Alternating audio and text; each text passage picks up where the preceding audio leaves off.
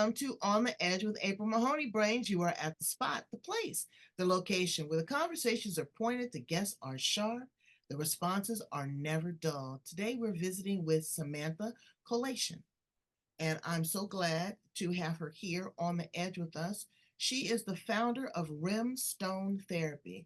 She's a business mentor and spokeswoman. We're going to talk to her a little bit about her journey, her story, and her truth, what she's pouring into other individuals, how she's going to make their life and their business better, and some fun facts. So let's welcome her to the show. How are you, Samantha?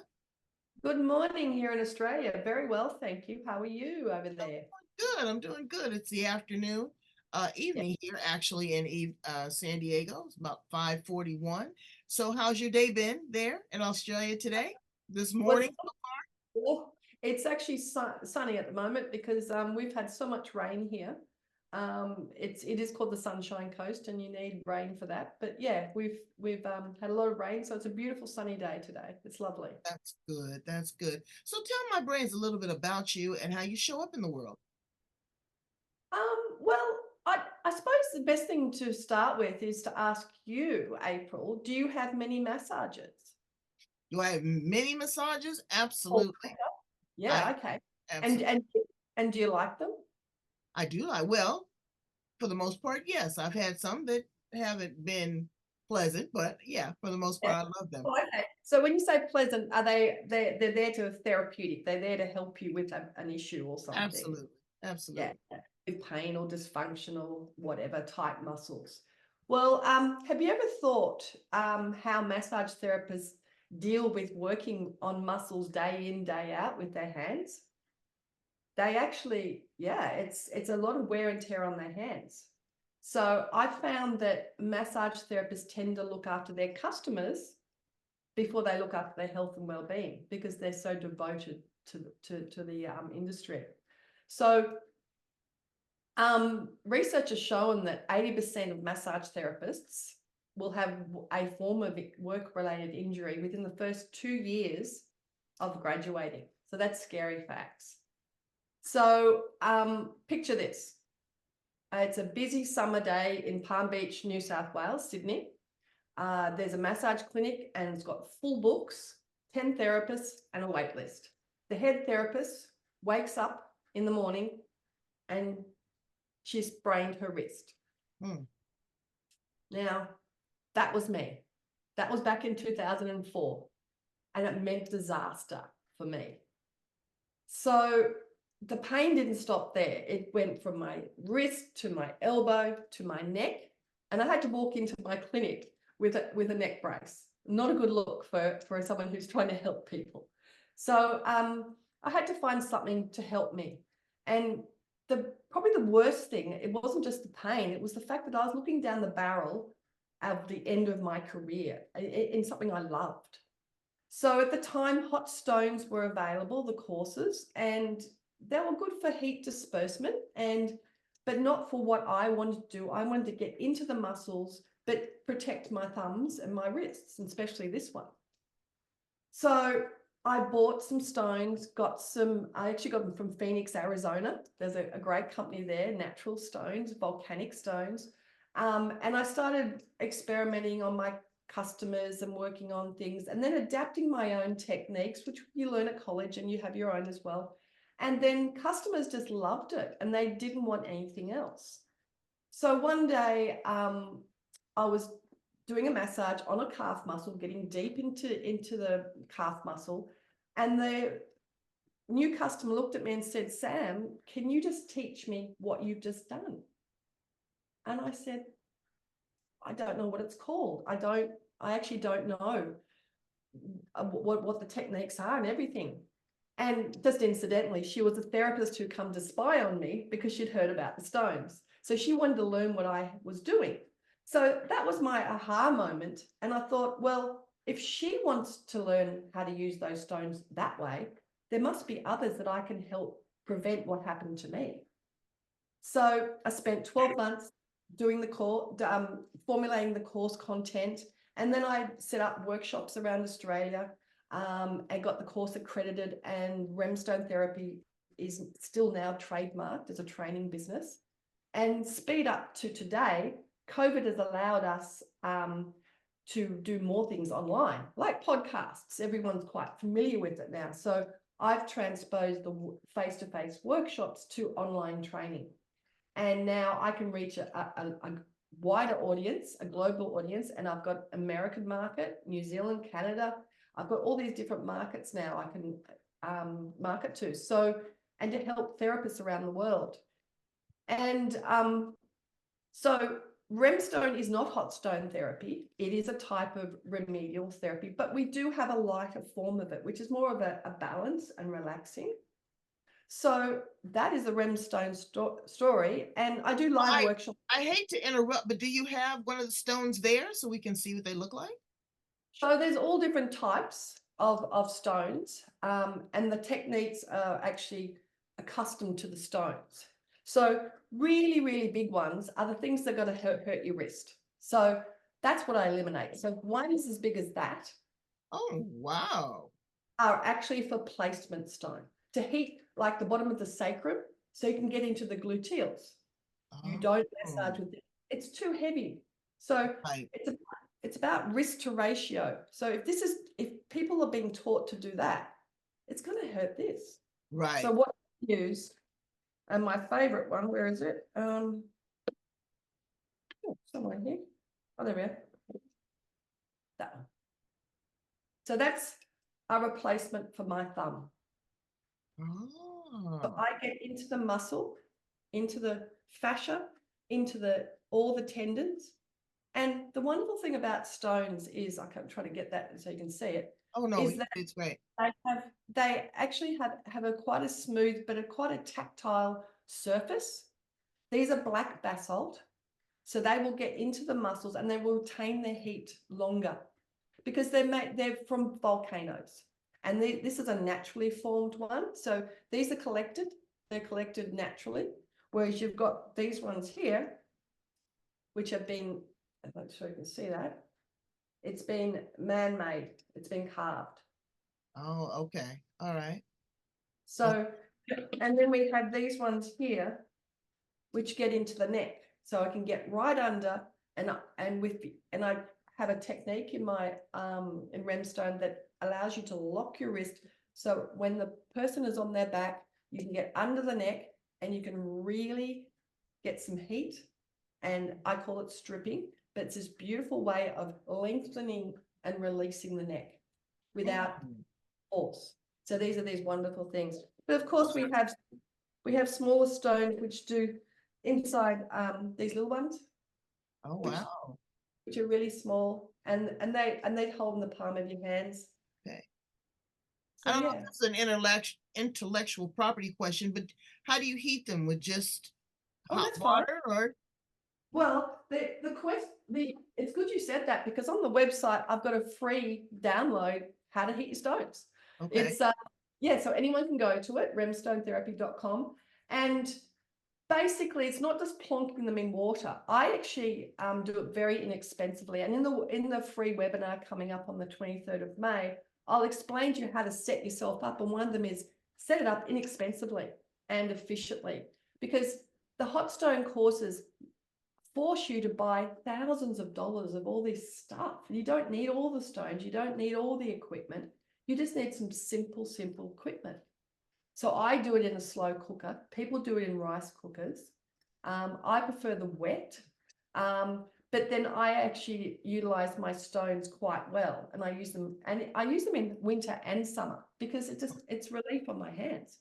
And look, it's very interesting and intricate because I personally have hot stone massages where the technician, and that's one of the ones that I did not enjoy very much, did not know how to temper the stones to where the stones were too hot, where they can burn. And then they use it with an oil also. And with that oil, it just kind of glides over the skin. So it made it a little bit more intense.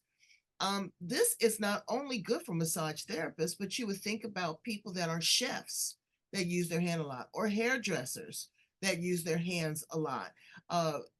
Your upper body, people don't realize how much tension even using your hand puts on your neck. So I could only imagine the horror that you felt when you felt that tingling. There's a lot of people that also live with tendonitis Well, that have, that's it.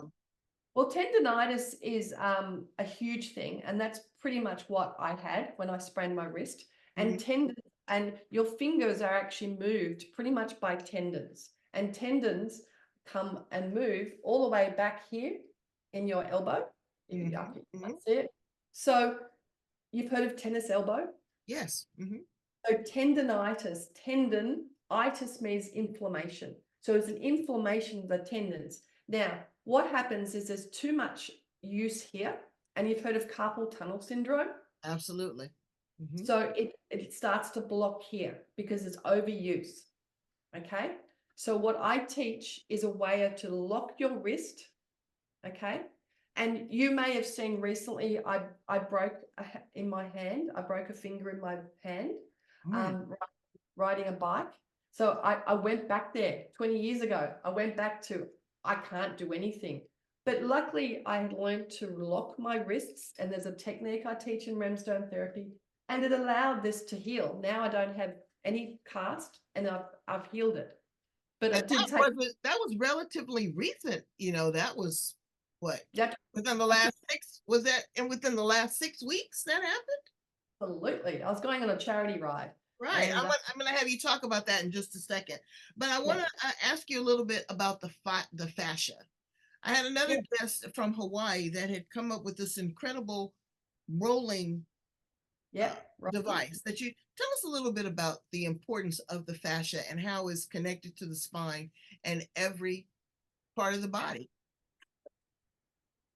I can't stipulate. The thing is, most people don't know there's a whole system. It's a complete and different system. There's a fantastic mentor of mine called Tom Myers in Canada, who has actually dissected the whole fascial system. And he's actually got about, I think there's about 7 different lines. And the most important one I can tell you about now is a thing called the superficial back line. It starts here. It's a strip that goes down your spine, down the 2 vertebrae, inner vertebrae, down either side, and it goes out towards the sciatic nerve, down to the hamstrings, down all the way down to the calf muscles, and then on the foot, it comes all the way down and goes to the tip. So if you're always leaning forward, you're stretching all that whole line. We do everything forward. So this is why yoga, all those things is, and a simple technique I give people is just get a rolled up towel, put it from here to where your bottom cracks, and just every day, big breath in and just go backwards.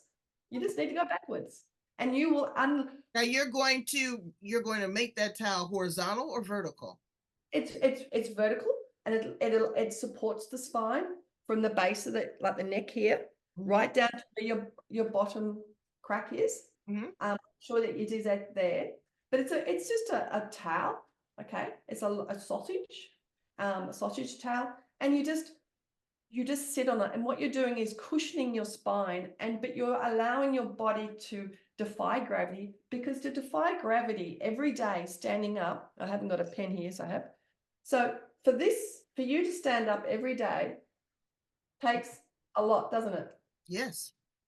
So the only way that I tell my customers to release, not stretch, you can't stretch a muscle that's tight when you're standing up and it's supporting you. You need to get on the ground.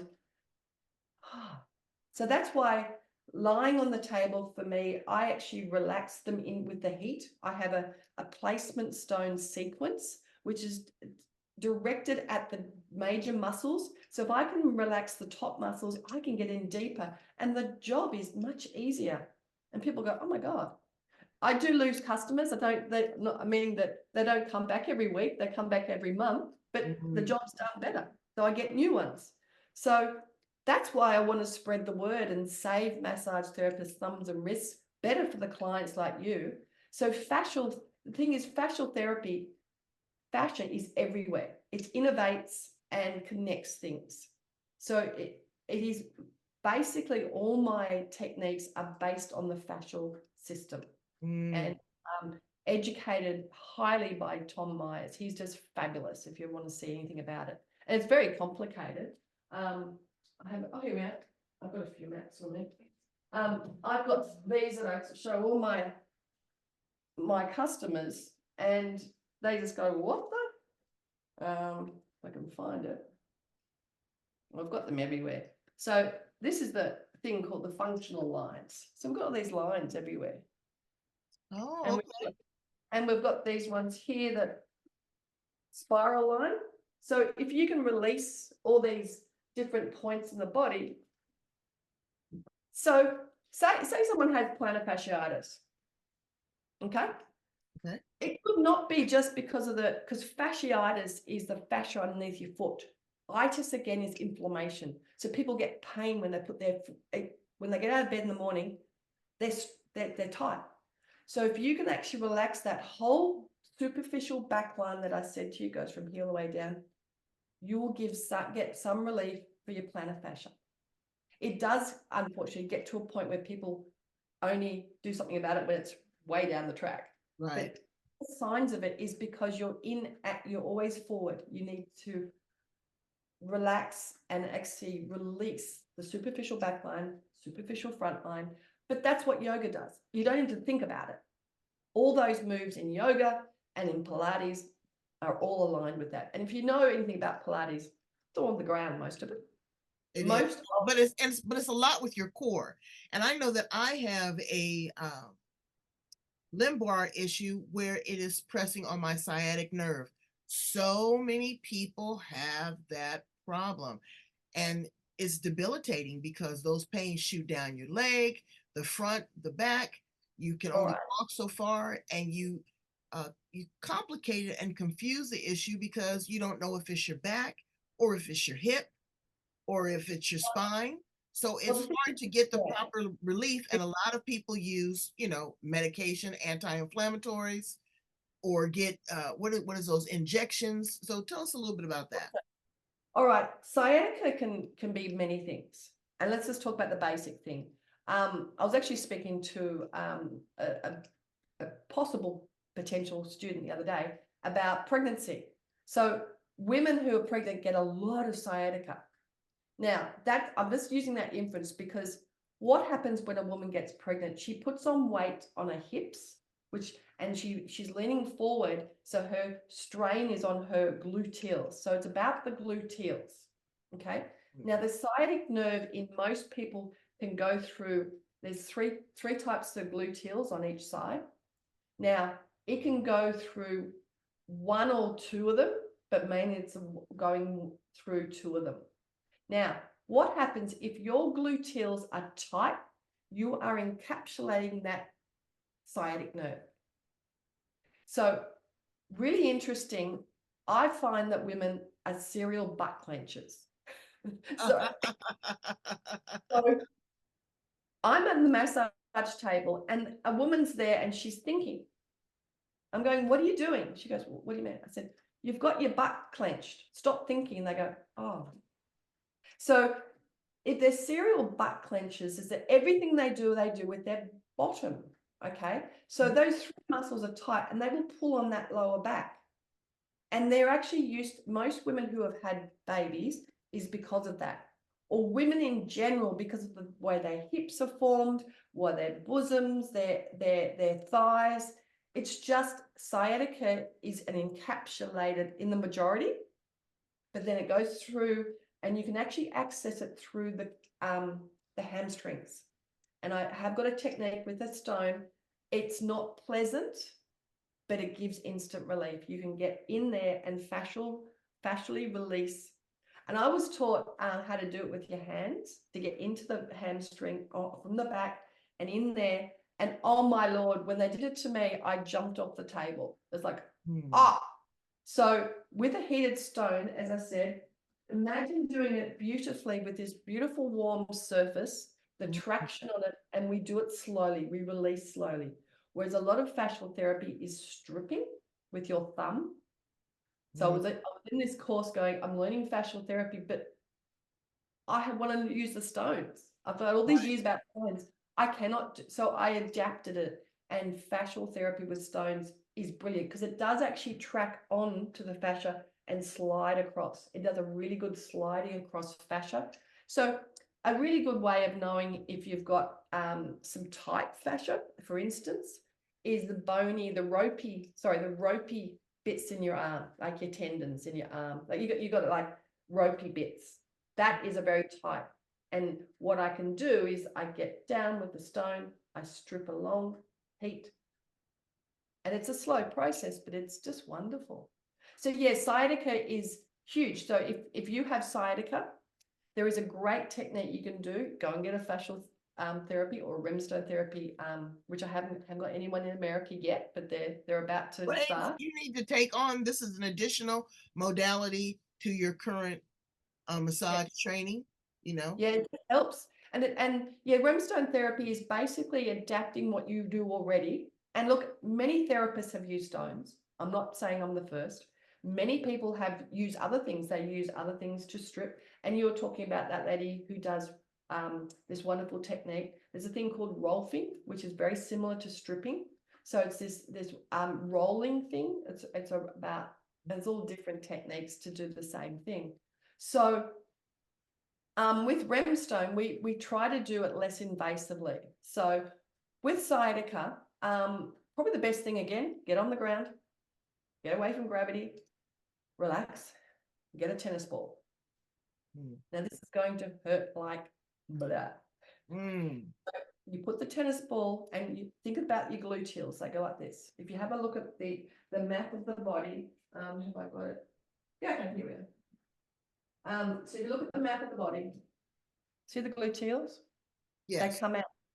So you think of your sacrum like that, and your gluteals come out like that, and there's 3 of them layered. So you just don't put it on the sacrum, just put it in the chunky bits. So you put the ball and you just lower, you put your legs up like that. So you're lying on your back, your legs are up like that, bent. And then you put the ball into your gluteal and you just put some pressure on it. And you'll feel where the pain is. And then you just let that, one of those legs with the ball, just let that knee fall down a little bit. Okay. Because I know that is something that my massage therapist does do, but she does it with her elbow. Yeah, I know, but that's yeah. It probably gives but it's, I can imagine on her the stress that it's putting on her back, on her elbow, and gauging the right amount of pressure to release the stress from me. So there is a lot that can be done with RemStone therapy. Brains, if you're a massage therapist or if you are a person in need, go in, take a look at what Samantha is doing. That way you can refer your massage therapist, get them involved, get them the education, because this is an additional thing to not only help them, help you, but create longevity. I have a girlfriend now that was telling me that she had her own massage clinic for about 20, 25 years. And she said that her body is just destroyed. So this is a way for you to continue this great exchange of energy. And that is basically what it is. It's the breath and it is the release and exchange of energy. And and I work with people. So basically it's not just, most of the time people like to lie there, that's fine. But to do real treatment, I get them to breathe in and breathe out with me. And that we release, breathe in, lower, lower, lower, lower, and they relax. And you have some of these things are really great that you'll be able, the examples that she just gave us, that you'll be able to do at home in between your treatments, in between your sessions. Oh, yeah. Because a lot of times people are stuck on the pills, on the anti-inflammatories or the injections. Now, by no means are we telling you that if this is what your doctor has recommended and you are under a doctor's care, we want you to continue with that same course of treatment. However, this is additional options for release for the pain long term if you are not under a doctor's care. I want to hear a little bit about your biking, because that was such an amazing story. Tell my brains a little bit about your extracurricular activities as a biker and why you chose to do that. Well, I belong to a business community group, business membership group called Business Blueprint. And every year, well, it was their 10th year this year, they go over to Thailand and raise money for the kids in Thailand. Those who they could not have parents, they could be divorced. And I've actually just sponsored one, and his name, what's his name? Kai, and he actually his parents are divorced, and they can't find them, so his grandmother can't look after him. So we raised money to help the orphanages, to educate them. And so this is their 10th year, and this year they raised, I think, just over $400,000 for these kids, and they go on to university. So we train for about a year, and we had to do 500 kilometers in 5 days. We trek from Bangkok all the way down, and we end up at the orphanage. Now, I didn't get to do it this year because on my training ride, I was just overzealous, and I'd just done 75 kilometers. I'm not sure what that is in miles, but it was a long way. And I slipped on a pathway and broke a bone here. They wouldn't let me go.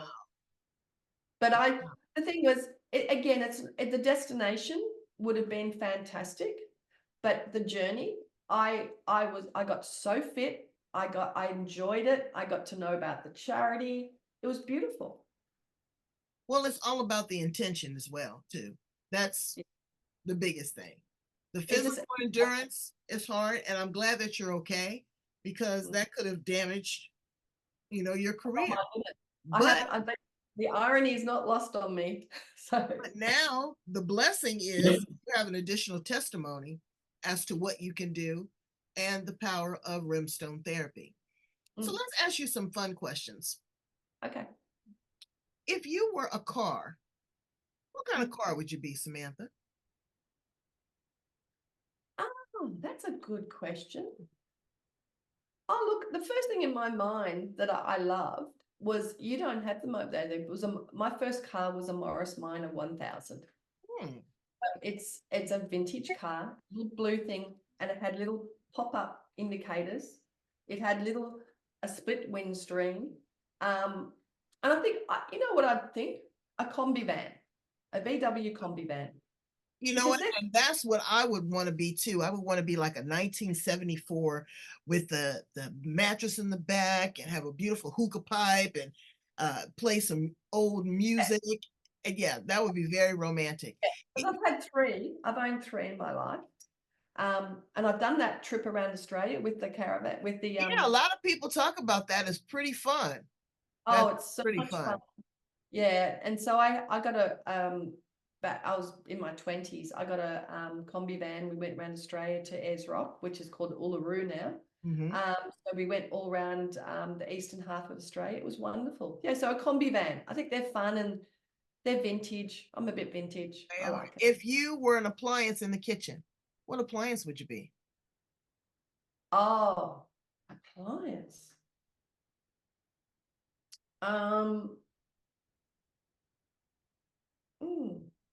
Your slow cooker, so that you can heat your rimstones.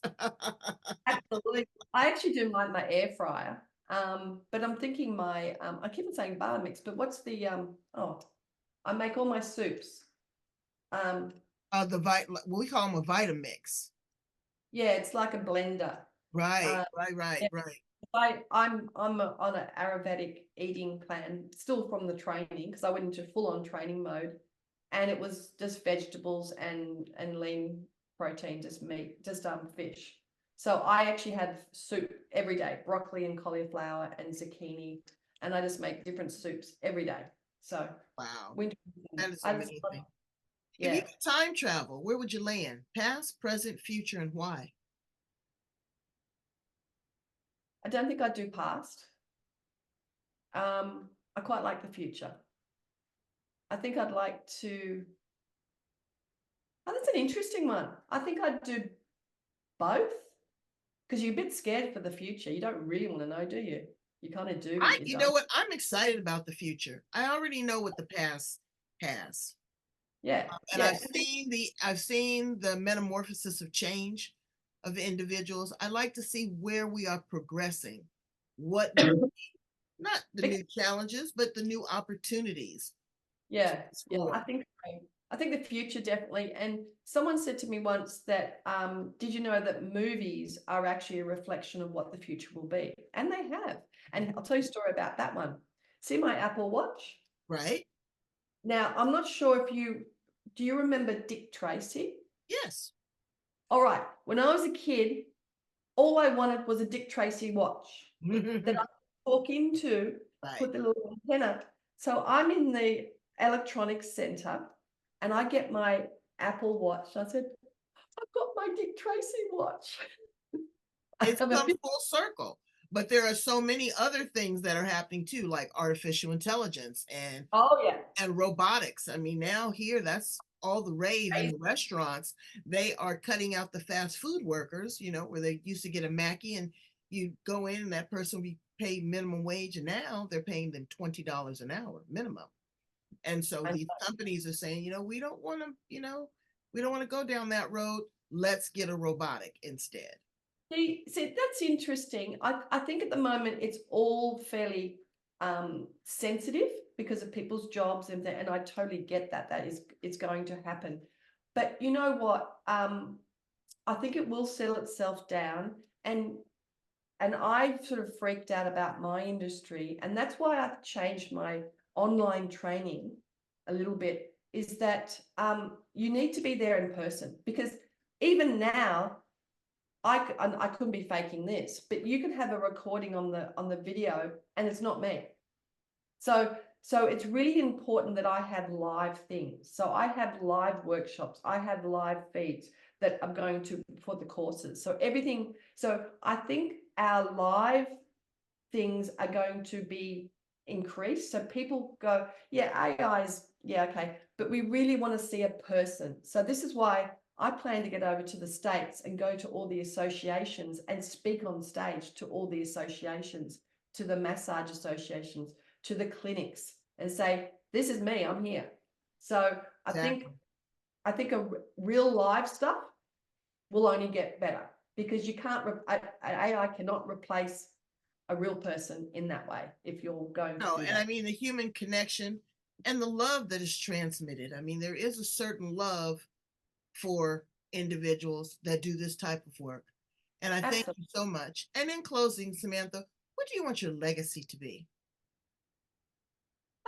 My legacy on a personal note and a business note, on a personal note, just that she helped people and she helps people and she's a kind and happy and generous person. On a business level, well, I want to save massage therapists, as many as I can, their thumbs and wrists. That's my goal, to save as many people as I can and to get around and help them. Well, Brains, we want you to be able to live a long, happy life, whether you are a patient or an actual facilitator, massage therapist, technician, um, people in the chiropractic field. This is a definite plus for you because, again, I love a good snapping and cracking, or they don't say snap and crack, it's an adjustment. But that is also dealing with the spine. So you've given us some great tips, some great instruction. Brains, go back, rewind this, contact Samantha. She is a point and a click away. If you are here in the United States, if you're in Canada, if you're in London, request her to come out to one of your conferences to really get a hands-on demonstration. I used to love that when I was going to the School of Massage Therapy. They would have all of these courses and have someone come out and, that hands-on demonstration. There's nothing like it. Again, tendonitis, carpal tunnel, these things can be debilitating. Mm. And then once you are into the injections or the medication, your body is so heavily reliant on that you overuse it. And then, you know, is there any going back? So we want to thank you so much for being here on the edge, talking about RemStone Therapy. Brains, like, love, share, and subscribe. Go in and follow Samantha. She's got an upcoming course. I'm sure that she will rerun it. You'll get a lot of valuable information, at least to jumpstart you in the right direction. Thank you so much for being on the edge with us, Samantha. You're the best. Thank you. Bye-bye, everyone. See you soon. Bye, friends.